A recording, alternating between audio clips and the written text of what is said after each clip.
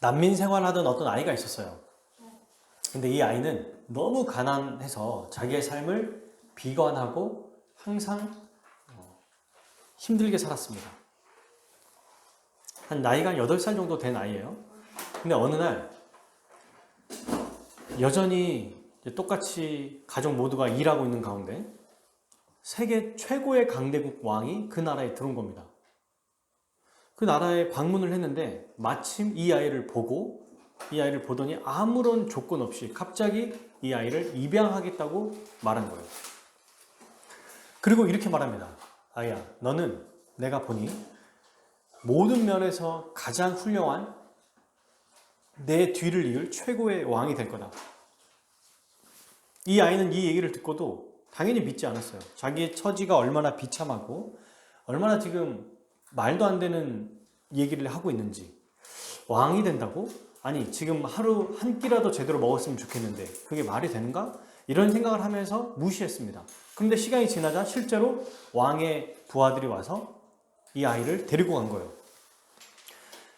생전 처음 겪어본 왕실에 들어가서 먹을 것, 입을 것, 잠자는 것 모든 걸 다 누리는 겁니다. 그리고 이 아이가 정말 모든 면에서 훌륭한 왕이 될 수 있도록 최고의 석학들을 가정교사로 10년에서 약 20년 정도 가르친 거예요. 마침내 이 아이는 왕실에서 충분히 교육을 받았고 왕이 얘기한 모든 면에서 가장 뛰어난 왕의 모습을 갖추게 되었습니다. 그리고 이 왕은 이 아이에게 후계자로 임명해 준 거예요. 사실 생각해보면 말도 안 되죠. 가장 비참한 곳에서 살고 있는 아이가 옆에 나라에 있는 왕이 갑자기 와가지고 이 아이를 보자마자 너는 최고의 왕이 될 거다 말해줬는데 말만 하고 그친 게 아니고 실제로 그는 왕이 되도록 모든 것을 아낌없이 지원해주고 도와주고 양육하고 돌봐줬어요. 이 왕의 권력으로 난민의 아이를 최고의 왕으로 만들어준 거죠. 이건 전적으로 아이의 능력이나 아이의 재능 때문이 아닙니다. 왕의 능력과 왕의 권위 때문이죠. 그리고 왕은 자기가 말한 대로 그걸 이뤄낼 수 있는 능력이 있었어요. 오늘 우리가 보는 이 본문이 예수님이 제자들을 부르시는 장면과 방금 제가 난민 아이가 얘기한 것과 똑같습니다. 무슨 얘기냐면 예수님이 제자들을 부르시는 장면인데 그때 이 왕이 난민 아이를 부르고 그에게 가장 멋진 모습을 얘기하고 실제로 그렇게 만들어준 것과 같이 예수님이 그의 제자들을 이렇게 하신다는 얘기예요. 정말 그런지 한번 말씀을 통해서 살펴보겠습니다. 자, 오늘 이 예수님께서 제자들을 부르는 장면인데요. 함께 우리 살펴보겠습니다. 사실 복음서에도 다른 공간복음에도 예수님이 제자를 부르는 장면이 나오거든요. 근데 요한복음은 참 신기한 게 요한복음 자체에 제자를 부르셨을 때 더 많은 의미가 담겨져 있어요. 이걸 오늘 좀 살펴보려고 합니다. 그죠? 다른 데 보면은 예수님이 누구를 불렀다. 내가 너를 사람 나는 어부가 되게 하겠다. 나를 따르라. 이렇게 얘기하고 바로 따르고 그 다음 장면이 나오는데 여기는 제자를 삼는 장면이 굉장히 깁니다. 그죠? 자, 그러면 함께 살펴보겠습니다. 우리 35절 한번 읽어볼까요? 요한복음 1장 35절. 또 이튿날 요한이 자기 제자 중 2사람과 함께 섰다가 36절. 예수께서 거니심을 보고 말하되 보라 하나님의 어린 양. 37절까지요. 두 제자가 그의 말을 듣고 예수를 따르거늘. 네. 세례 요한이 세례를 주다가 예수님께서 나오셔서 세례를 받으신 그 다음 날이 된 거예요. 그러니까 보라 세상 죄를 지고 간 하나님의 어린 양이다. 예수님이 세례를 받으시자 성령이 비둘기 같은 모습으로 임하시는 걸 봤습니다. 세례 요한이. 그리고 그 장면을 보고 하나님의 어린 양이다 이렇게 얘기했죠. 그리고 그 다음 날, 하루가 지난 다음 날이 된 거예요. 근데 이때 어떤 일이 지금 생겼냐면 요한이 자기의 2명의 제자들과 함께 다시 그곳에 있었던 거예요.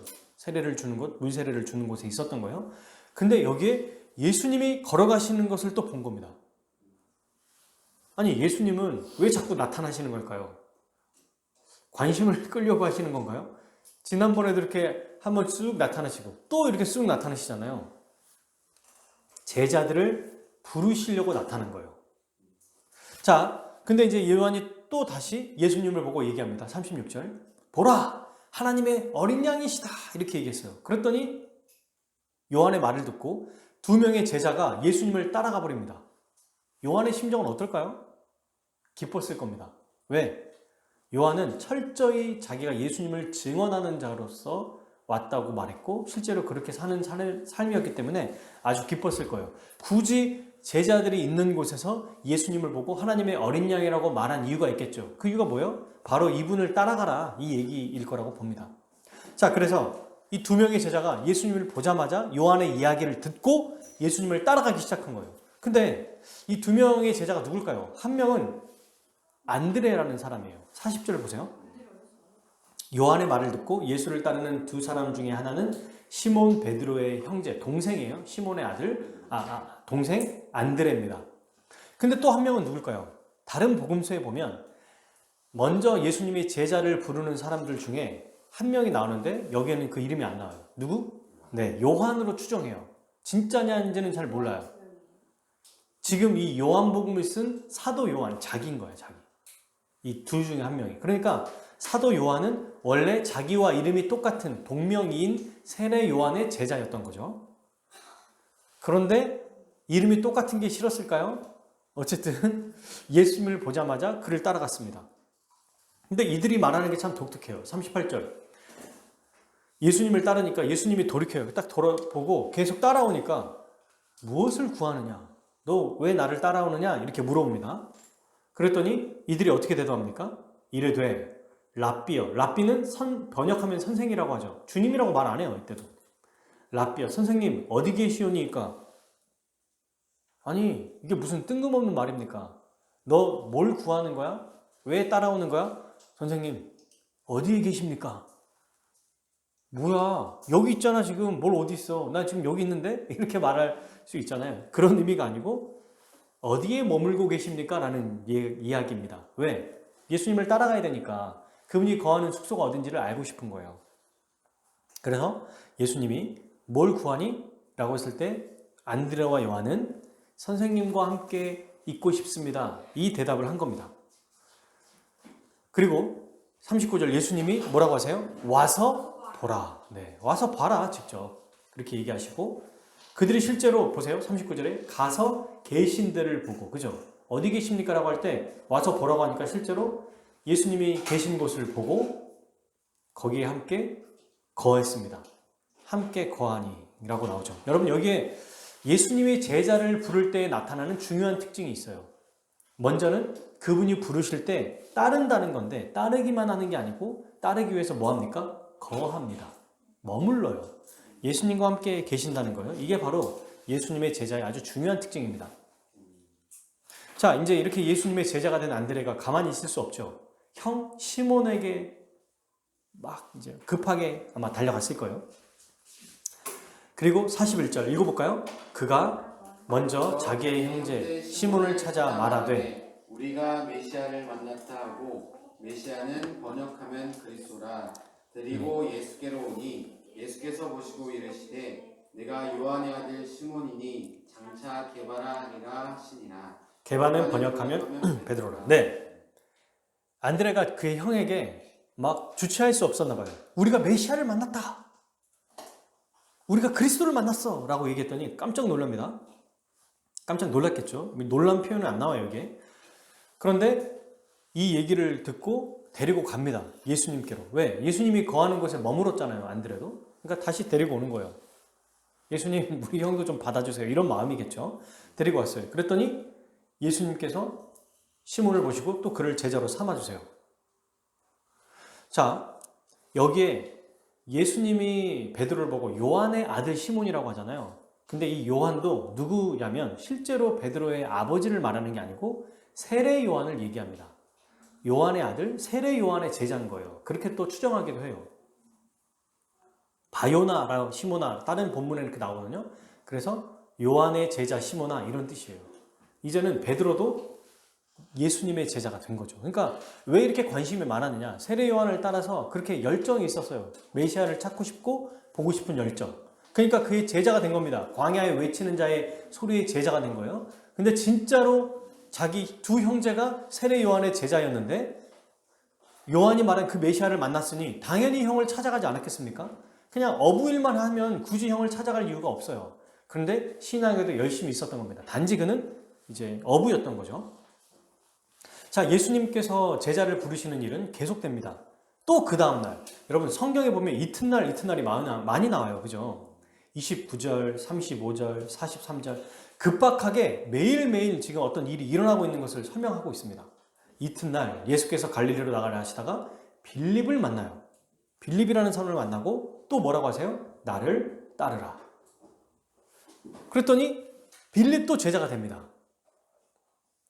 44절 빌립은 안드레와 베드로와 한 동네 벳세다 사람이라. 여러분 참 신기한 게 복음은 한번 전파되면 그곳에 그 영향을 같이 미치나 봐요. 그래서 이 사람이 있으면 그 옆에 있는 사람도 변화되고 또 그 옆에 있는 사람도 변화된다는 거예요. 가정에 엄마나 아버지나 자녀가 누가 한 명이 그 가정에 예수님을 믿고 복음의 은혜를 깨달으면 이 사람을 통해서 이 복음이 스펀지처럼 퍼진다는 거죠. 그런 것도 볼 수 있겠죠.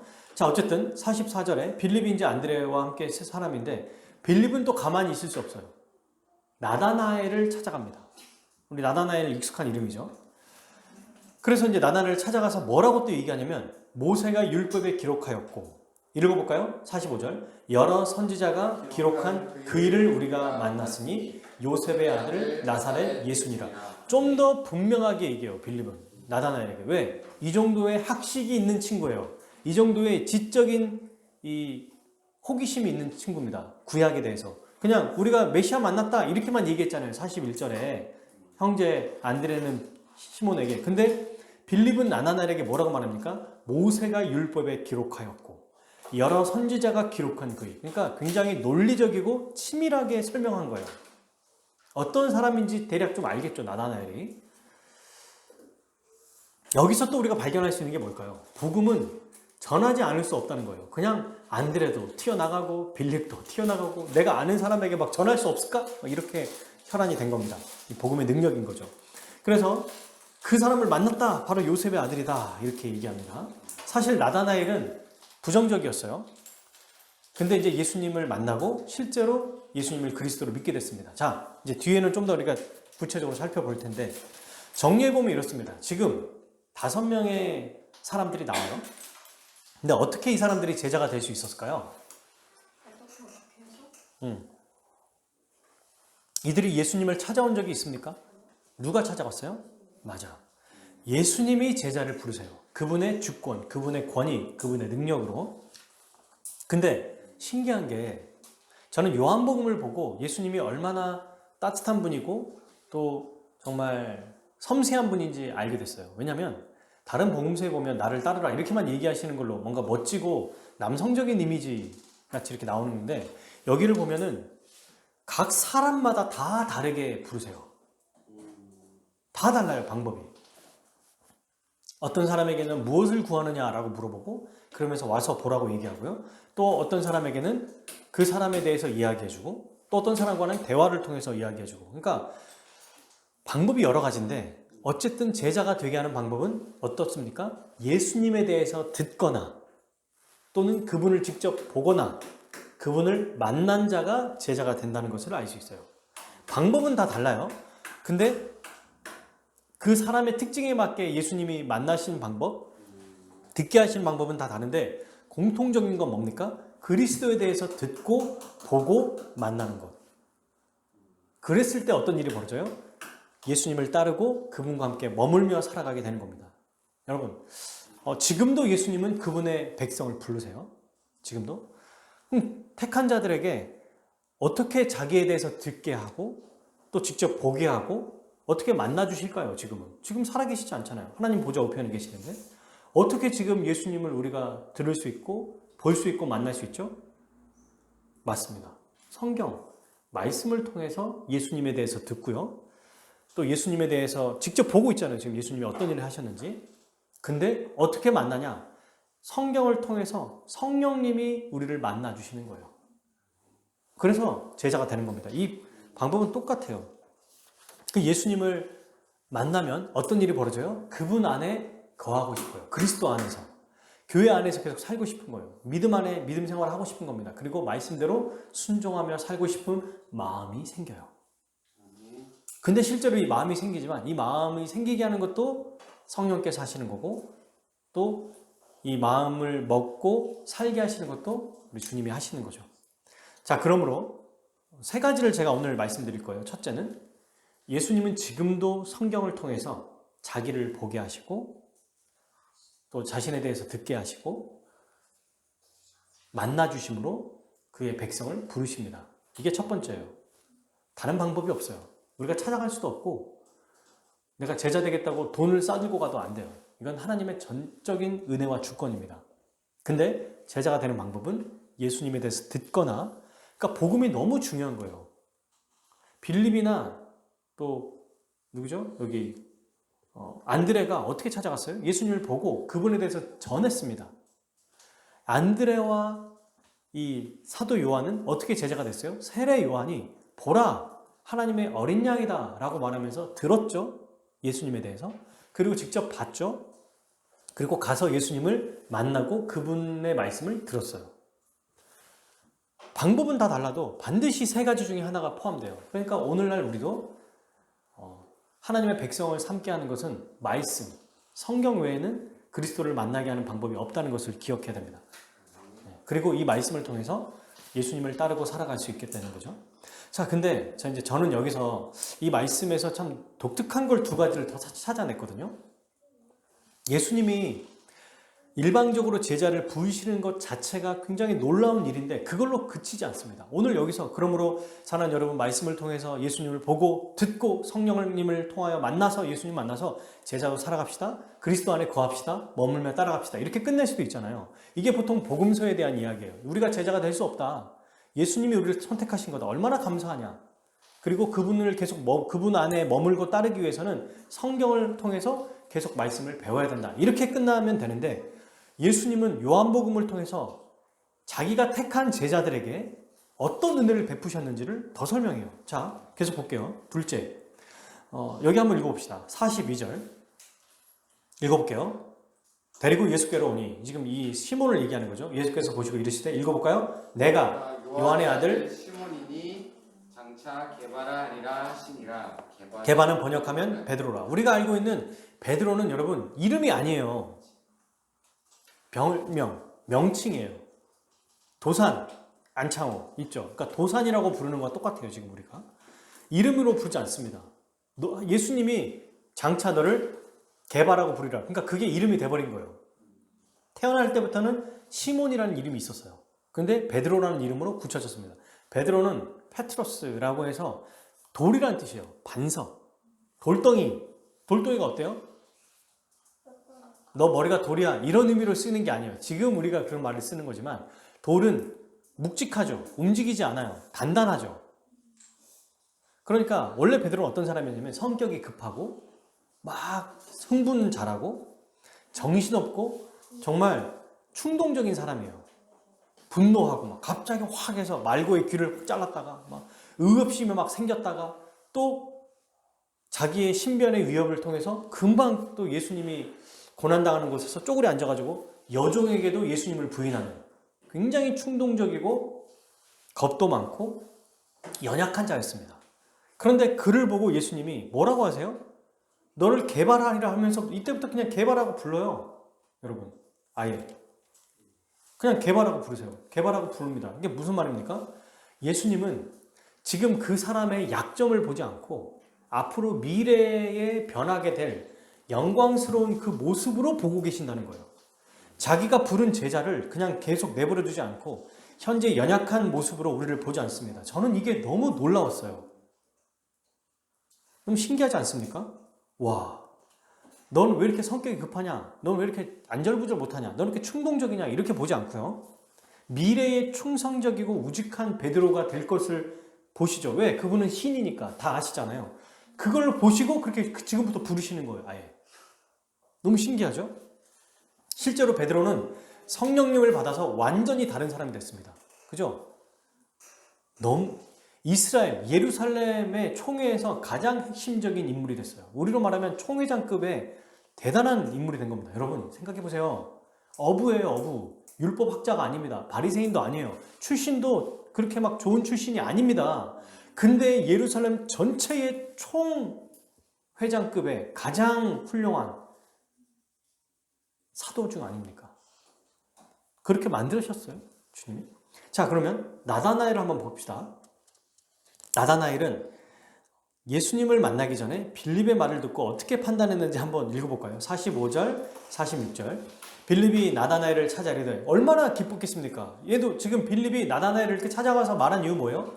얘도 지금 예수님에 대한, 메시아에 대한 마음이 크다 적다? 엄청 크다는 걸 알 수 있어요. 읽어볼게요. 모세가 율법에 기록하였고 여러 선지자가 기록한 그 일을 우리가 만났으니 요셉의 아들 나사렛 예수니라. 자, 나다나엘이 이르되 나사렛에서 무슨 선한 것이 날 수 있느냐? 빌립이 이르되 와서 보라 하시니라. 자, 여러분 보세요.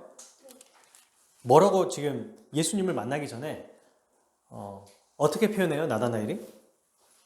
예수님 우리가 봤어. 나사렛에 있는 요셉의 아들 예수님을 만났어. 그분이 바로 선지자와 모세가 말하는 건 구약 성경을 얘기하거든요. 모세와 선지자는 구약에서 말하는 그 진짜 그리스도를 만났다. 이랬더니 그래? 하고 찾아가거나, 베드로는 그런 얘기가 없지만 가잖아요. 얘기가 없어요. 진짜인가 보다 하고 찾아가요. 근데 나다나엘은 어떻게 합니까? 부정적이에요. 뭐라고 얘기해요? 뭐 나사렛에서 선한 것이 있어. 그런 게, 야, 나사렛에서 무슨 훌륭한 인물이 나온다고? 그런 일 없어. 나사렛 출신이 뭘 할 수 있겠냐? 지금으로 말하면 대통령이 나옵니다. 이 사람이 가장 훌륭한 사람이다 보면은 출신을 보잖아요. 예전에도 보면 왕이 어떤 왕족 출신이냐. 근데 저기 시골 변두리 출신인 거예요. 우리에게 최고의 교수가 왔습니다. 근데 하버드, 옥스퍼드가 아니라 이상한 우리나라의 정말 이름도 듣도 보도 못한 학교 출신인 거예요. 그 사람이 교수로 오는데 누가 이 사람을 알아보겠습니까? 그죠? 너무 당연한 건데 너무 현실적으로 보고 있는 거예요. 그리고 얼마나 이 표현이 무시하는 건지 엄청난 무시와 조롱입니다. 사실 이 나다나엘은 거의 모욕하는 수준이에요. 야, 그런 게 있겠냐? 말도 안 되는 소리 하지 마. 이렇게 아예 부정해버려요, 그냥. 근데 예수님이 어떻게 말씀하세요? 47절. 이게 핵심이에요.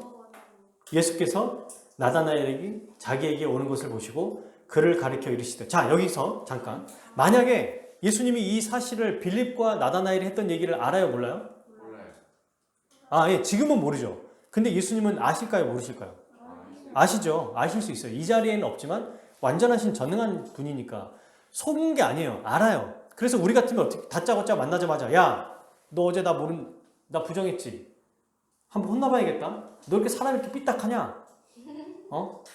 왜 이렇게 부정적이야? 왜 이렇게 염세적이야? 너 진짜 믿는 거 맞아? 너 안 되겠다. 일단 너는 제외. 이렇게 하고 싶을 텐데 다 알면서도 어떻게 하셨냐면 47절. 보라, 이는 참으로 이스라엘 사람이라. 그 속에 간사한 것이 없도다. 이게 무슨 말입니까? 너는 진짜 솔직한, 정말 솔직하고 진실된 이스라엘 백성, 하나님의 백성이구나. 메시아를 정말 진지하게 기다리는구나. 너는 마음을 다해 기다리는, 이런 너 같은 자가 이스라엘에 또 없다. 너의 그 열심과 충성과 진실됨은 너무너무 훌륭하다. 뭐 얘기한 거예요? 그의 부정적인 모습을 본 겁니까? 그가 그렇게 얘기했던 그 모습을 보고 꾸짖었습니까? 하나도 없어요. 좋은 점만 보고 얘기하세요. 우리 사람은 약점을 찾고 약점을 보는 게 훨씬 잘 보이는 게 사람이에요. 근데 예수님은 다 아심에도 불구하고 그 사람의 강점만 딱 뽑아서 보시고 말씀해 주세요. 너무 신기하죠? 그리고 그 관점으로 보십니다. 베드로를 반석이라고 부르시고 나다나엘을 현재 최고의 장점, 얼마나 단점이 많겠습니까? 이미 성경에 기록될 만큼의 이 예수님을 무시하는 이 모습조차에서도 예수님은 거기에 전혀 아랑곳하지 않고 오히려 그의 진실된 마음을 칭찬했습니다. 너무 멋있어요. 몰라서가 아니에요. 그분이 그렇게 우리를 바라보시는 분이라는 겁니다. 지금 그러니까 우리가 생각해보면 보세요. 현재 우리 모습은 부족하고 연약하고 모나고 좀 실패하는 모습들이 많아요. 저도 실수할 때가 있어요. 어떤 사람들을 볼 때 그 사람의 현재의 모습, 과거의 모습을 보거든요. 근데 주님의 관점으로 보면 그 생각이 다 틀렸다는 걸 알 수 있어요. 예수님이 고치지 못할 사람은 있다 없다? 없다. 예수님 바꾸지 못할 상황은 있다 없다? 없다. 이걸 보여주는 겁니다. 그러니까 너무 이게 닮고 싶더라고요. 나다나엘이 이렇게 말하는 거는 이 사람이 부정적인 사람이라기보다 베들레헴에서 나온다고 말했으니까 실제로 예수님이 그 헤롯 왕의 이제 아이들을 다 죽인다고 그래서 베들레헴에 가서 아이를 낳잖아요. 그리고 나사렛에 오거든요. 그러니까 맞아요. 나사렛에서 태어난 거라고 보기는 어려워. 성경에서는 베들레헴이라고 그랬으니까. 근데 실제로 예수님이 그 말씀에 응답하고 성취하기 위해서 베들레헴에서 태어난 거죠. 여관방에 가가지고 말 구유에. 근데 여러분, 나다나엘은 굉장히 현실적이고 정말 객관적인 사람인 거예요, 말하자면. 그런데 그를 그렇게 객관적이고 현실적인 사람으로만 만드는 게 아니라 오히려 어떻게 본다? 훨씬 더 그가 상상하지 못하는 모습으로 예수님이 좋은 모습으로 바라봐 주세요. 근데 좋은 모습으로 바라보는 것으로 끝나는 것이 아닙니다.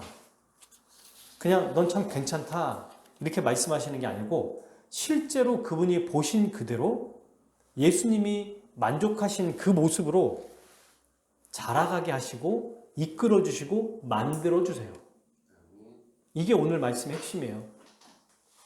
우리도 예수님의 관점으로 좋은 얘기 할 수 있잖아요. 자녀들에게, 또 우리 스스로에게, 또 어떤 교회에게 덕담이나 훈훈한 이야기 할 수 있단 말입니다. 근데 예수님은 진짜 덕담이나 훈훈한 말하는 정도가 아니에요. 진짜로 그렇게 보시고 그렇게 만들어 버리십니다. 왕이 아까 제가 서두에 예화를 했죠. 난민을 최고의 왕의 후계자로 만든 것과 같이 그렇게 만드신다는 거예요. 너무 신기하죠? 저는 이 나다나엘을 보면서 어떤 걸 봤냐면 이게 신앙이 아무리 좋고 진지해도 여전히 연약하고 부족하다는 거예요. 이 모습이 다 있습니다. 우리 신자에게는. 아무리 훌륭하고 정말 지금으로 말하면 진짜 열심히 신앙생활 하는 거예요. 이 사람은. 그죠? 뭘로 알 수 있냐면 이제 여기에 나와 있는 이 굉장히 미스테리한 것 같은 대화. 그래서 48절에 나다나엘이 이르되 어떻게 저를 아십니까? 이렇게 물어봅니다. 자기가 그런 사람이라는 것을 간파한 거예요. 예수님이. 그랬더니 예수님이 이렇게 얘기하세요. 빌립이 너를 부르기 전에 내가 무화과 나무 아래 있을 때 보았노라. 응? 무화과 나무 아래? 이게 대체 뭡니까? 무화과 나무 아래라고 하는 표현은요. 당시 흔히 회당에서 말씀을 배웠거든요. 근데 무화과 나무 아래에서도 말씀을 가르쳤습니다. 이게 어떤 의미가 있어요. 왜 무화과 나무 아래냐라고 할 때 다윗과 솔로몬 가장 그 이스라엘 백성이 흥왕하고 부귀영화를 누렸을 때의 표현을 구약에서는 무화과 나무와 포도나무 아래에서 쉰다라고 표현해요. 그러니까 최고의 전성기, 하나님 나라의 가장 극대화된 복을 누리는 그 모습이 그 상징이 무화과 나무와 포도나무 아래에 쉬었다라는 표현입니다. 그게 나와요. 성경에 구약 성경을 보면. 그러니까 이 당시의 사람들도 다윗과 솔로몬 시대와 같은 때를 기다리고 그때를 소원하고 막 기다리니까 어디서 회당 말씀을 배워요? 회당도 있지만 무화과 나무 아래서 말씀을 배우고 가르칩니다. 왜? 곧 이렇게 될 것이다. 그걸 염원하는 마음인 거예요. 다시 복과 번영을 주십시오. 라는 그 마음으로 한 겁니다. 근데 여기에서 나다나엘은 특별히 더 열심히 있었던 사람이었나 봐요. 예수님을 훨씬 더 기대하고 고대하고 말하자면 자기의 삶을 바치고 거기에 있었던 거죠. 알지는 못하지만 무화과 나무 아래서 어떤 기도를 했는지도 모르죠. 근데 그거를 예수님이 바로 알아버린 거예요. 아무도 얘기하지 않았어. 혼자 거기 가서 기도하고 있을지도 모르죠. 혼자 거기서 묵상하고 있을지도 모르죠. 그러니까 사람들은 몰라. 근데 예수님은 아시는 거예요. 그랬더니 무화과 나무 아래 있을 때 그때 네가 나를 생각하고 기도했던 그때를 보았노라. 그러니까 49절에 이 사람에게 어떻게 만들어요? 46절에 야 무슨 나사렛 선한 게 날 수 있어 라고 하는 사람의 생각을 어떻게 바꿔버려요? 49절 읽어볼까요? 당신은 하나님의 아들이시오. 당신은 이스라엘의 임금이로소이다. 그의 생각을 완전히 바꿔버립니다. 만나주시고. 그리고 50절 예수께서 대답하여 이르시되 내가 너를 무화과 나무 아래서 보았다므로 믿느냐? 이보다 더 큰 일을 보리라. 아멘. 부정적인 사람의 말을 혼내거나 책망하지 않고 그를 만나서 더 긍정적으로 만들고 예수님을 믿게 만든 다음에 실제로 그렇게 만들어버려요. 보리라. 이걸 누가 보게 한다는 거예요? 예수님이 보게 하신다는 거예요. 예수님이. 그러므로 여러분 나다나엘과 같이 우리 안에서도 정말 신앙생활 열심히 하는 우리가 있잖아요. 근데 우리는 너무 객관적이야. 너무 현실적이에요. 너무 세상 눈에 밝아요. 그러니까 기대하고 소망하는 것도 있지만 현실이 너무 우리를 압도하고 있는 상황인 거예요. 그때 주님을 만나면 어떻게 변합니까? 생각이 바뀌어요. 그리고 생각이 바뀌어서 완전히 다른 생각을 꿈꿀 뿐만 아니라 예수님이 말씀하시는 대로 그런 존재가 되는 것입니다. 예수님이 그렇게 되도록 만들어 가시는 거예요. 그래서 페트로스로 만들어 버리잖아요. 시몬을. 나다나엘 실제로 그걸 보게 됩니다. 뭘 봅니까? 여러분 여기에 51절 또 진실로 너에게 이르노니 하늘이 열리고 하나님의 사자들이 인자 위에 오르락 내리락 하는 것을 보리라 하시니라. 이 엄청난 영광을 보게 된다. 그래서 여러분 예수님은 너무 멋지죠. 직접 자기의 그분 마음대로 제자를 부르세요. 근데 제자를 부르시는 걸로 끝난 게 아니고 그의 현재의 모습이 아니라 미래에 아주 멋지게 변화될 모습을 지금부터 보시고 그를 그렇게 부르세요. 그 다음에 부정적인 사람들의 부정적인 마음을 아주 정말 긍정적이고 또 소망하는 마음으로 바꿔버린 다음에 실제로 그렇게 만들어 버리십니다. 그런 자로 만들어 버리세요. 상상하지 못하는 존재. 여러분 생각해 보십시오. 나다나엘이 무슨 그 선한 것이 있겠어? 라고 말하고 끝냈던 사람이 예수님을 고백하는 이걸 보십시오. 하나님의 아들이라고 베드로보다 더 먼저 고백해 버리잖아요. 그죠? 시몬 베드로가 주는 그리스도시요 살아계신 하나님의 아들이십니다라는 것보다 더 먼저 당신은 하나님의 아들이십니다. 바로 얘기해 버려요. 물론 이 고백이 지금 정말 실제 그 마음을 다해 하는 고백인지 아니면 놀라서 하는 고백일 거라고 전 보는데 어쨌든 이렇게 어마어마한 생각을 바꾸고 또 그 사람을 새롭게 만들어버리는 놀라운 일을 벌이신다는 겁니다. 그래서 저는 이 말씀을 드리고 싶어요. 우리가 예수님이 우리를 보시는 관점으로 우리 스스로를 바라봤으면 좋겠어요. 나를 그렇게 바라보고 내 가족을 그렇게 바라보고 내가 사랑하는 사람을 바라보고 우리 교회를 바라보는 거예요. 안 그러면 소망이 없습니다. 그냥 약간 제가 친한 동료 중에 목회자 중에서도 항상 최악의 것을 회의만 하면 최악의 것으로 생각하는 사람이 있고요. 또 동료 목회자 중에 이 사람은 최악의 상황인데도 항상 최고의 상황을 꿈꾸는 사람이 있어요. 두 사람을 제가 10년 가까이 지켜봤거든요. 저는 약간 반반인 것 같기도 하고 이럴 때 있고 저럴 때 있고 하는데 항상 행복해요. 이 긍정적인 사람은. 그리고 늘 기뻐하고 그리고 실제로 잘 됩니다. 너무 신기하더라고요. 이 사람은 어렵진 않지만 잘 되고 우리 은혜로 잘 돼가고 있는데 그 하루하루가 늘 부정적이고 최악을 생각하니까 항상 어떡하냐면 긴장하거나 별로 그렇게 기뻐하지 않아요. 그 하루하루를. 이쪽은 하루하루가 기뻐요. 저는 이걸 보면서 오늘 이 말씀에 약간 저도 나다나엘 같은 사람이거든요. 사실 굉장히 객관적인 거, 치밀하고 논리적인 거 좋아하고 있는 그대로를 보고 판단해야지 무슨 뭐 미래에 있는 것을 막 풍성하게 보냐. 근데 예수님을 보고 말씀을 보면 그렇게 바뀌어야 된다는 것을 알 수 있습니다. 바뀌어야 돼요. 따라해볼까요? 하나님이 고치지 못할 사람은 없다. 고치지 못할 사람은 없다. 하나님이 바꾸지 못할 교회는 없다. 바꾸지 못할 교회는 없다. 네, 이걸 오늘 말씀에서 이야기하시는 것 같아요. 굉장히 소망이 되더라고요. 지금 우리 아이들, 혹은 우리 사랑하는 아내, 남편, 또 사랑하는 이 가족들, 또 사랑하는 애인, 또는 내가 정말 아끼는 어떤 사람, 그리스도를 만나면 바뀝니다. 완전히 바뀌어요. 그리스도의 능력이에요. 이 사람의 능력이 아닙니다. 이걸 제가 어쩌면 간과하고 있지 않았나. 너무 현실적이고 너무 이걸 그대로 접근하다 보니 여러분 만약에 현실적이면 예수님이 그 현실을 못 바꾼다는 얘기가 되잖아요. 너는 너무 현실적이야. 객관적이야. 그래서 뭐 우리의 인생을 우리가 삽니까? 우리가 건강을 유지하고 우리 힘으로 이 모든 것들을 컨트롤할 수 있습니까? 아무것도 못해요.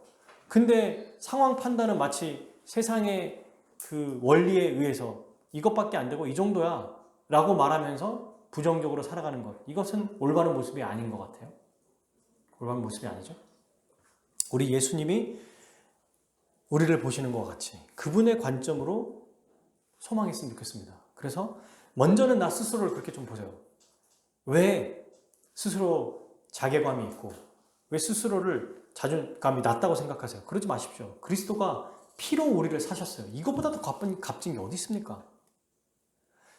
태어나서 아무것도 못하는 지체장애와 아이여서 아무 말도 못하고 듣지도 못하고 행동도 못하는 그 10년 동안 아이를 키운 어머니가 있더라고요. 이 어머니의 소원이 뭐냐고 들어보니까 TV에 보니 이 아이가 조금 더 1년, 2년 더 살았으면 좋겠다는 거예요. 10살이 됐어요. 11살까지 살았으면 좋겠대요. 11살 되면 12살까지 살았으면 좋겠대요. 여러분 이거와 똑같아요. 사람으로 태어나는 것 자체가 우리 주님이 우리를 너무너무 사랑하시기 때문에 그냥 우리 존재 자체가 그리스도의 피로 사신 가장 값진 사람입니다. 다른 걸로 비교하지 마세요. 그리스도가 우리를 보는 관점으로 나는 이게 부족하고 다 상대적이잖아요. 그러지 마시고 절대적인 주님이 우리에게 너는 내 것이다. 너는 나의 최고의 작품이다. 이러면 끝인 거예요. 네, 아멘 하고 끝입니다. 최고의 작품이에요. 그렇게 나를 먼저 바라보고 내 자녀를 바라보고 나의 사랑하는 사람을 바라보고 가족을 바라보고 교회를 바라보면 좋겠어요. 이건 우리 힘으로 안 됩니다. 주님의 은혜로 되는 거죠. 그러니까 어떻게 해요? 주님을 바라보는 겁니다. 지난주에 우리가 노뱀, 부활절 얘기를 하면서 노뱀 이야기를 했잖아요. 부활절 이야기를 하면서 가장 핵심적인 건 저는 그거라고 생각해요. 십자가에 달리신 예수님만이 아니라 부활하신 예수님, 승천하셔서 성령을 보내주시는 예수님, 다시 오실 예수님을 생각하자는 거예요. 그분이 어떤 분이냐? 자기가 이루신 사역으로 인해서 우리의 믿음을 만들어주시고 믿음이 없는 자에게 믿음을 만들어주신다니까요. 오늘 보세요. 나다나엘을. 불가능할 것 같은 어부 같은 사람을 최고의 사도로 만들어주세요. 누가? 예수님이. 이건 누구의 힘으로? 예수님의 힘으로. 내가 하고 싶다고 한 것도 아니에요. 자원한다고 되는 것도 아니에요. 그냥 그분이 택하면 되는 겁니다. 하나님이시니까. 그래서 우리는 감사하고 아멘하고 그의 관점을 받아들여야 돼요. 우리가 뭐가 제일 어렵냐면 제가 말씀을 좀 준비하면서 잘 준비가 된 것 같다. 그런데 뭐 어떤 지점에서 우리가 이게 잘 적용이 안 될까 생각해 보니까 생각이에요. 생각. 잘 안 변해요. 정말 잘 안 변해요. 무슨 말이냐? 분명히 나다나엘과 같이 그렇게 만들어 주실 건데 여전히 또 과거로 무슨 나사렛에서 좋은 게 있겠어?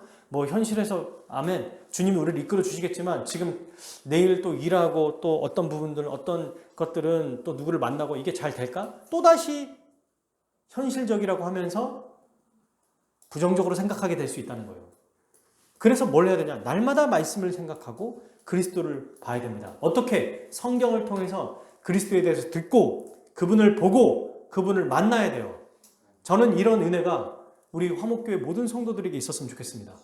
정말로요. 저부터 시작해서. 그러니까 지금 아이들의 모습, 지금 나의 모습으로 만족하지 말고 가장 영광스러운 성도로 보고 계시고 만들어가고 지금 이끌어가고 계시고 성장시켜 주시는 주님을 봅시다. 우리는 반드시 그렇게 될 거예요. 왜? 죽으면 영화됩니다. 그때까지 가장 점점 거룩하게 될 거예요. 어떤 사람은 그 거룩의 모습이 잘 나타나지 않을 수도 있어요. 하지만 포기하지 마십시오. 그건 우리 일이 아니에요. 주님께서 우리를 이끌어 가실 거예요. 지금 내가 최악의 모습으로 나타난다? 하나님이 어떤 그분의 의도하심이 있어서 이렇게 하는 거구나. 나는 내 일을 열심히 하면 되겠구나. 어떻게 하면 돼요? 머물고 따르면 되는 거예요. 그리스도 안에 있어서 그분의 은혜로 그냥 살아가면 되는 거예요. 왜? 주님이 다 도와주시니까. 주님이 완성하실 거니까 그런 은혜로 살아가면 됩니다. 자, 오늘 마지막 그러면 어떤 예수님을 바라봐야 되는가? 특별히 나다나엘과 대화하면서 예수님이 51절에 나와 있는 하늘이 열리고 하나님의 사자들이 인자 위에 오르락 내리락 하는 것을 보리라. 이 말씀, 인자 위에 오르락 내리락, 이게 뭐예요? 사닥다리거든요. 사다리가 대신 예수님을 보라는 거예요. 굉장히 생소하죠? 자, 오늘 이 말씀을 그대로 두고 창세기 28장을 가겠습니다. 이 말이 뭐냐? 갑자기 뜬금없이 왜 이게 나오지? 아무리 여러분 이 요한복음 1장을 읽어도 인자가 하늘 위에서 오르락내리락 한다는 걸 보리라는 말을 이해할 수 없어요. 요한복음 아무리 뒤져봐도. 근데 우리가 지난 성경 연구 방법론을 배우면서 뭐라고 얘기했습니까? 요한문을 모르면 요한서신, 요한계시록. 그래도 모르면 신약성경. 그래도 모르면 구약성경. 네, 구약에 있어요. 야곱의 이야기에서 나옵니다. 28장 어디냐면 창세기 28장에 10절부터 22절까지인데 여기에서 보십시오. 자, 28장 10절에 보니까 어떤 일이 벌어지냐면 야곱이 형 에서의 장자권 복을 뺏어버리고 이삭에게 복을 받은 다음에 도망가요. 형 에서가 죽인다고 하니까. 엄마가 도망가라고 그래서. 그래서 10절 야곱이 브엘사바에 떠나 하란으로 가더니 도망가는 중이에요 지금. 그러니까 한 곳에 이르러 해가 진지라. 거기서 유숙하려고 그곳에 읽어볼까요? 한 돌을 가져다가 베개로 삼고 거기 누워 자더니. 여러분 집이에요? 아니 그냥 맨바닥 밖에요. 거기서 돌 하나 뱁니다. 근데 12절 읽어봅시다. 꿈에 본즉 사닥다리가 땅 위에 서 있는데 그 꼭대기가 하늘에 닿았고 또 본즉 하나님의 사자들이 그 위에서 오르락 내리락 가고. 네, 여기 나오죠. 그죠? 아까 예수님이 얘기하신 거. 이걸 보겠다는 거예요. 야곱이 지금 꿈꿨던 거를 네가 직접 볼 거다. 얘기한 겁니다.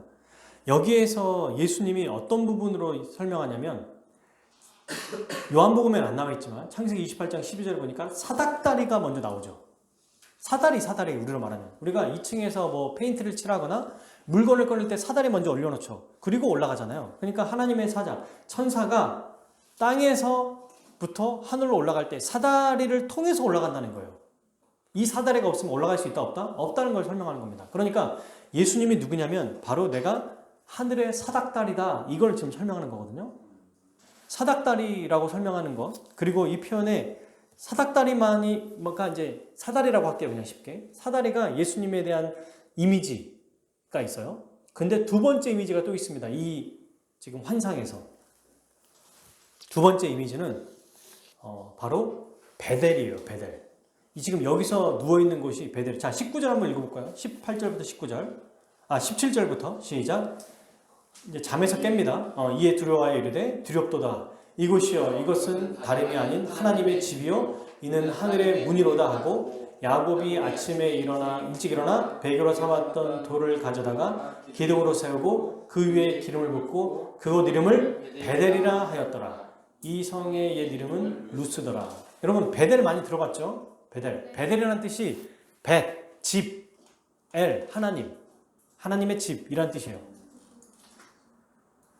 그러니까 이 장면을 통해서 세 가지를 지금 보여주는 거예요. 첫 번째는 사다리입니다. 자, 이 사다리는 제가 이제 나중에 또 설명하겠지만 우리 창세기를 통해서 땅과 하늘을 연결해요. 그죠? 사다리를 통해서 구약에서도 하나님의 천사를 어떻게 보내냐면 사다리를 통해서 보내는 겁니다. 예수 그리스도를 통해서 천사들이 움직인다는 거예요. 그리스도가 천사를 보내요. 여러분 그래서 율법을 전해줄 때도 갈라디아서에 나중에 보면은 모세가 율법을 받았다고 생각하잖아요. 우리가 십계명을.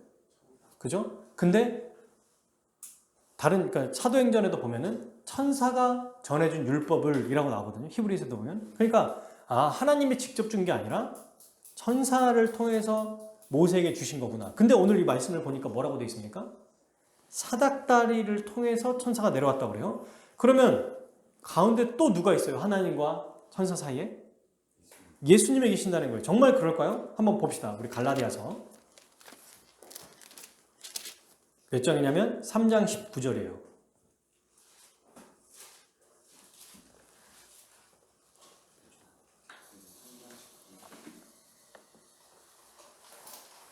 거룩하신 하나님이 죄인인 사람에게 이렇게 많은 여러 단계를 통해서 보는 거예요. 자, 19절 읽겠습니다. 갈라디아서 3장 19절 시작. 그런즉 율법은 무엇이냐? 범법함으로 더하여진 것이라. 천사들을 통하여 한 중보자의 손으로 베푸신 것인데 야속하신 자손이 오시기까지 있을 것이라. 아멘. 천사를 통해서 모세에게 준 건데 뭐라고 돼 있어요? 한 중보자의 손으로 베푸신 것이다. 나옵니까? 19절에. 그죠? 천사를 통해서 준 건데 결국 천사에게 누가 주신 거예요? 한 중보자가 베풀어 주신 거예요. 그러니까 단계가 어떠냐면 하나님이 율법을 주시는데 예수님께 주시고 예수님이 천사에게 주고 천사가 모세에게 준 거예요. 단계가 이렇게 거쳐져 있는 거예요. 그만큼 거룩하신 하나님, 죄인인 인간, 그리고 이것을 연결하는 중보자, 사다리, 예수님이 계신다는 겁니다. 그러니까 하나님께 나아갈 수 있는 유일한 통로가 이 사다리라는 거죠. 예수님이라는 거예요. 이 이미지를 통해서. 그러니 여러분, 우리가 하나님 앞에 나아가려면 우리의 모든 죄가 다 용서받고 완전한 의가 있어야 되잖아요. 예수님을 통해서만 갈 수 있다는 의미예요. 예수님이 유일한 하나님과 우리를 화목시키는, 우리의 관계를 이어주는 유일한 중보자임을 의미합니다. 그래서 이 사다리를 통해서 항상 가는 거예요. 예수님을 통해서 하나님을 보고, 하나님은 예수님을 통해서 우리를 보시는 겁니다. 우리가 예수님을 통해서 기도하고, 예수님을 통해서 하나님께 나가고, 하나님은 예수님을 통해서 우리를 봐요. 그러니까 우리를 보고 의인이라고 얘기하는 거죠. 예수님 보시고 우리에게 복을 주시는 겁니다. 그런데 이게 이제 일반적인 사다리에 대한 이미지에 대한 설명이거든요. 예수님은 결국 이렇게 중보자, 바로 하나님과의 관계를 완전히 새롭게 하시는, 관계를 열어주시는 분이다. 이렇게 우리가 이해하고, 나다나엘에게 얘기했던 것은 바로 예수님이 십자가에 죽고 부활하시는 것을 본다는 거예요. 이 제자들이. 이 어마어마한 일, 메시아가 진짜 와서 구원을 베푸는 일을 네가 볼 거다. 이걸 지금 얘기한 겁니다. 그리고 그 구원을 베풀어 주신 그 예수님이 성령을 보내셔서 중보자이신 예수님을 통해서 나다나엘도 여전히 예수님이 부활하시고 승천하신 이후에 예수님을 통해서 하나님께 나아가죠. 불가능한 일이 일어난 거예요. 그거를 직접 경험하게 됩니다. 성령을 받아서. 그렇게 만들어 주시겠다고 하신 얘기예요. 자, 그런데 사다리일 뿐만 아니라 또 하나 비유가 있어요. 이 환상에, 이 장면에. 이것만이 아니라 지금 여기가 장소가 어딥니까? 베델이에요. 베델은 하나님이 함께 하시는 곳이고, 원래는 그냥 땅인데 돌 하나를 얹혀놓고 야곱이 그렇게 말해요, 스스로. 여기는 하나님의 집이다. 왜? 17절 창세기 28장에 보면 두려워하여 이르되 두렵도다. 이곳은 다름 아닌 하나님의 집이다. 왜? 하나님을 만났던 곳이니까. 하나님이 그곳을 만나주셨기 때문에 여기가 하나님의 집이니까 하나님이 오신 게 아니고, 하나님을 만나시니까 하나님의 집이라고 얘기한 거예요. 그리고 베델이라고 아예 이름을 짓고, 집도 아닙니다. 돌덩이 하나 머리맡에 베개로 비었던 걸 그냥 세워놓고 하나님의 집이라고 얘기한 거예요. 하나님의 복을 주시는 장소라고 얘기하는 거죠. 자, 이제는 이 베델이 아니라 어디가? 예수님이 바로 하나님이 복을 주시고 하나님이 만나주시는 장소라는 걸 얘기해요. 예수님이 바로 베델입니다.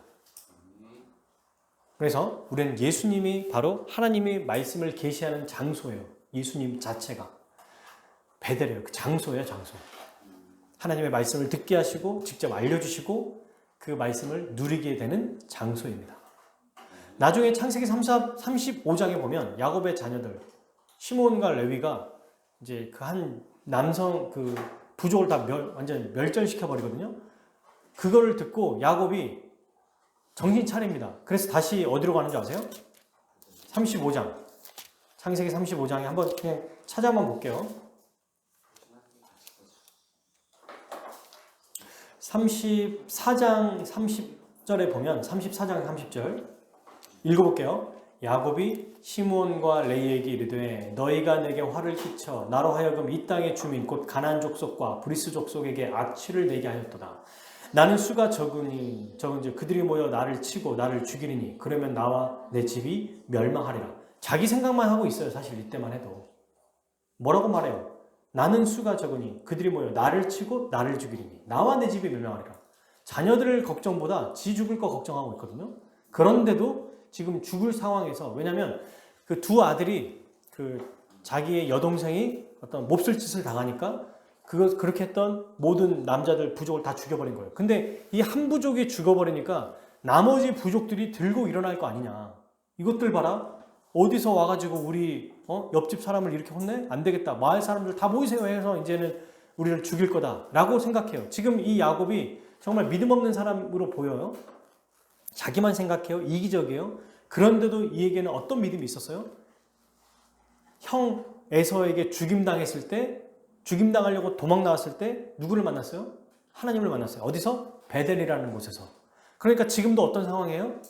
다른 이방 족속에게 완전히 처참하게 죽일 위기에 처했어요. 그러니까 어떻게 합니까? 35장 1절 읽을게요. 시작. 하나님이 야곱에게 이르시되 일어나 베델로 올라가서 거기 거주하며 내가 내 형 에서의 낯을 피하여 도망하던 때에 내게 나타났던 하나님께 거기서 제단을 쌓으라 하신지라. 아멘. 하나님이 뭐라고 하십니까? 베들로 다시 와라. 다시 너를 만나주겠다. 이게 뭘 얘기하는 거예요, 여러분? 가장 우리가 힘들고 어려운 상황에서 누구에게 가야 됩니까? 하나님의 말씀이 계시된 예수 그리스도께 가야 된다는 거예요. 그래서 3절 우리가 일어나 베델로 올라가자. 내 환난 날에 내게 응답하시며 내가 가는 길에서 나와 함께 하신 하나님께 내가 거기서 제단을 쌓으려 하노라. 지금 주님 앞에 나아가고 그분께 예배하고 그분께 나아가고 기도하면 이 어려움이 해결된다는 것입니다. 그래서 여러분 바로 예수님이 어떤 분이다? 하나님이 함께 하시고 복을 주시는 장소라는 거예요. 예수님이. 자, 마지막 세 번째. 여기에 나와 있는 이 인물이 누구예요? 지금 주인공 창세기 20 몇 장부터 야곱이죠. 근데 야곱을 하나님이 이제 이를 이제 구원해 주신 다음에 그리고 이 베델에서인가요? 10절을 읽겠습니다. 35장 10절. 그가 잘한 건 하나도 없어요. 그냥 베델로 와서 다시 예배해라 이렇게 얘기했거든요. 그렇게 했더니 10절 읽겠습니다. 시작. 하나님이 그에게 이르시되 내 이름이 야곱이지만은 내 이름을 다시는 야곱이라 부르지 않겠고 이스라엘이 내 이름이 되리라 하시고 그가 그의 이름을 이스라엘이라 부르시고 11절 하나님이 그에게 이르시되 나는 전능한 하나님이라 생육하며 번성하라 한 백성과 백성들의 총회가 내게서 나오고 왕들이 내 허리에서 나오리라. 12절 내가 아브라함과 이삭에게 준 땅을 내게 주고 내가 내 후손에게도 그 땅을 주리라 하시고 이제는 하나님께서 그를 보세요. 예수님의 제자를 푸는 거와 너무 비슷하지 않나요? 야곱을 택하시고 야곱이 어려움에 처하자 그를 만나주세요. 그 다음에 어떻게 해요? 그가 이제 살아가다가 너무 큰 위기에 봉착합니다. 그랬더니 다시 내게 오라 라고 얘기하시고 예배를 드리는 야곱에게 뭐라고요? 이름을 바꿔주세요. 이스라엘이라고 너를 부르겠다. 그리고 뭐라고 합니까? 너의 자손에게 아브라함에게 약속했던 그 땅과 후손을 주겠다. 아니 이렇게 말씀하시고 실제로 그렇게 이루어버리시죠. 근데 예수님이 바로 어떤 분이냐? 참된 이스라엘이십니다. 야곱이 여기서 새 이스라엘이라고 했잖아요. 예수님은 야곱보다 더 크신 새 이스라엘이세요. 이분이 진짜 새 이스라엘이죠. 그러니 이제는 하나님의 복이 주어지는 것, 하나님을 만나기 위해서 하나님과의 관계를 여신 그 예수님께 나아가는 것, 베델이라고 하는 장소에 나아갈 때 우리도 예수님을 믿으면 그분과 같이 새 이스라엘이 된다는 거예요. 이게 이 환상의 세 가지의 의미입니다. 사닥다리, 하나님과의 관계를 해결해 주신, 죄와 의의 문제를 해결해 주신 바로 중보자이시면서 그분께 나아갈 때마다, 언제든지 나아갈 때마다 하나님의 복을 받을 수 있고 그 복 받는 자가 바로 새로 거듭나는 새로운 하나님의 백성이 된다는 거예요. 이것을 나다나엘이 다 경험합니다. 성령을 받아서 새로운 백성이 되고 하나님의, 그리고 또 하나님의 말씀을 통해서 복을 받고 예수님을 통해서 은혜를 얻으며 살아가는 거죠. 이렇게 여러분, 예수님은 하늘의 사닥다리로서 택한 백성들에게 은혜를 베풀어 주신다. 이게 바로 이 51절에 대한 의미예요. 그래서 이제 여러분 말씀을 이제 정리하겠습니다. 그러므로 우리도 우리보다 더 크신, 지금 현재 우리 모습을 보는 게 아니라 앞으로 완성될, 너무 멋지게 변하게 될 그 모습으로 보는 그 관점을 우리도 가졌으면 좋겠어요. 우리도 예수님의 관점으로 우리 자신을 바라보기를 바랍니다. 왜? 그 예수님이 그런 능력이 있으니까. 근데 그런 예수님으로 우리의 그 관점으로 우리 스스로를 보기 위해서는 우리를 그렇게 만들어주시는 사닥다리이신, 베델이신, 야곱보다 더 크신 예수님을 볼 때 또 그런 일이 우리에게 이루어지겠죠. 지속적으로 우리가 보든 보지 않든 그렇게 이루어 주실 거예요. 그런데 더 주님은 뭐라고 하셨냐면 보라고 얘기하십니다. 그렇게 해줄 거다. 그러니 우리가 정말 영광스러운 우리 주님을 바라볼 때 우리도 그렇게 영광스러운 성도, 교회, 또 그런 가족이 될 거라고 생각해요. 어떤 실제 제가 읽었던 책 중에 한 그 목사님이 자기 아내가 이제 교사였는데 반을 가르쳤던 아이들 중에 한 명이 굉장히 좀 지능이 낮은 친구가 한 명 있었대요. 그래서 이 아이는 그 반에서 늘 좀 약간 소외당하고 또 스스로도 자기는 굉장히 어리석고 바보라고 생각했던 친구예요. 그런데 이 학교에 미국의 이야기예요. 특수학교 전문가가 파송이 된 겁니다. 이 학교에. 그리고 이 아이를 딱 보더니 학습 능력은 있는데 그걸 표현을 잘 못한다는 걸 캐치한 거예요. 이 사람이. 그래서 이거를 계속 길러주고 이거를 이제 끌어올립니다. 그래서 실제로 이제 말은 잘 못하지만 말하지 못하는 걸 쓰게 하고 또 어떤 것들을 또 연산하게 해가지고 이 아이가 할 수 있다는 것을 발견한 거예요. 그리고 이 아이 이름을 빌이라고 했는데 빌이라고 하는 아이를 전체 학생들 앞에 딱 세워놓고 물어봐요. 특수교사가. 야, 넌 지금까지 널 어떻게 생각했니? 저는 지금까지 제가 아무것도 할 수 없는 아이라고 알고 있었습니다. 그런데 오늘 나와 함께 이렇게 해보니까 어떻게 알겠어? 저는 더 이상 바보가 아니라는 것을 알게 됐습니다. 라고 하면서 우는 거예요, 이 아이가. 여러분, 자기가 어떻게 바뀌었는지를 말해보고 생각한 거예요, 이 아이가. 우리 주님이 우리에게 특수학교 교사와 같은 역할을 해주시는 거예요. 우리의 생각, 우리의 마음, 우리가 보는 관점, 이 모든 것들을 우리와 함께 하셔서 우리의 장점을 보시고 끌어올리시고 실제로 그렇게 만들어 주십니다. 이것을 믿었으면 좋겠어요. 이게 믿음입니다. 믿음이 다른 게 없어요. 이걸 믿는 거예요. 그래서 예수님이 우리를 보시는 관점으로 바라봅시다. 내 자신을, 나의 가족을, 우리 교회를. 그러면 소망이 생겨요. 그게 미래가 있습니다. 진짜로 그렇게 될 거예요. 우리 주님 오시면. 그러니까 늘 부정적으로 안 될 거야, 안 될 거 하다가 선물 받으면 좋아하고 또 엄마 아빠가 나에게 밥 안 줄 거야, 안 줄 거야. 내가 뭘 잘하는 게 뭐가 있길래 날 이렇게 잘해주겠어 하다가 또 밥 주면 그래도 밥 주셨네. 아유 감사하다. 너무 불쌍하지 않아요, 이 인생이? 잠을 재워줄까? 오늘은 나를 재워주실까? 안 재워주실까? 근데 씻고 방에 들어가 감사하다. 오늘은 나에게 잠잘 곳을 제공해 주셨네. 아침에 일어나요. 아침밥을 주실까? 안 주실까? 안 주실 거야. 이러는데 밥 먹어. 감사하다. 매일 이렇게 사는 거예요. 부정적으로 생각하면.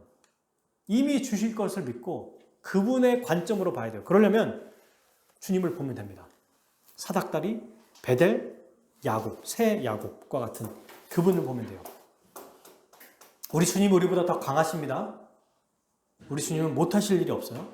그래서 주님의 관점으로 아주 훌륭하고 영광스럽게 변화될 나, 가장 훌륭하게 멋지게 변화되게 될 내 가족들, 또 소금과 빛으로 살아가게 될 우리 화목교회를 상상하면서 정말 기대하며 살았으면 좋겠어요. 이것은 우리의 힘으로 되는 게 아니에요. 생각한다고 될 것도 아니에요. 근데 주님이 그렇게 하신다고 했으니까, 그렇게 말씀하셨으니까, 그렇게 이루셨으니까 가능합니다. 이걸 위해서 날마다 그리스도 안에서 머물고 그 안에 그를 따라가며 살아가는, 그러므로 정말 영광스러운 성도가 될 것을 기대하며 매주 매일 매 순간마다 고난과 어려움 속에서도 정말 소망하고 기뻐하며 살아가는 우리 모든 화목교회 성도들 되기를 주님의 이름으로 축복합니다. 네, 소망이 너무 좋죠. 자, 우리 제목 한번 읽어볼까요? 주보에 이거 마치겠습니다. 읽어볼게요. 장차 영광스러운 성도로 만들어주시는 예수님. 네, 이렇게 만드실 것을 기대하면서 기뻐하면서 함께 하나님 앞에 감사의 찬양 올려드리겠습니다. 네.